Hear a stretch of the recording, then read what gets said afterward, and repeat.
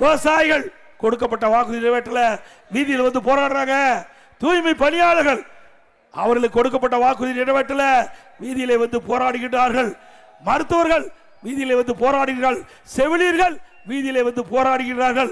அரசு ஊழியர்கள் அவர்களுக்கு மட்டும் 8% வாக்கு இருக்குது. திராவிட முன்னேற்ற கழகம் மீண்டும் ஆட்சிக்கு வந்தா பழைய ஓய்வு திட்டத்தை நிறைவேற்றுவேன் என்று நீங்க வாக்குறுதி கொடுத்தீங்க, நிறைவேற்றினாங்களா? அரசு ஊழியருக்கு அல்வா கொடுத்துட்டாரு. அவர்களே 5 ஆண்டு எதிர்பார்த்தாங்க. எப்படியோ திரு ஸ்டாலின் அறிவிச்சிருக்காரு, பழைய ஓய்வு திட்டம் கிடைக்கும் என்று எதிர்பார்த்தவர்களுக்கு ஏமாற்றம் தான் மிச்சம். இன்றைக்கு இந்த 1 வருடத்திற்கு முன்பு அவர்கள் போராடினாங்க, தொடர்ந்து இந்த அரசை வலியுறுத்திட்டு இருந்தாங்க.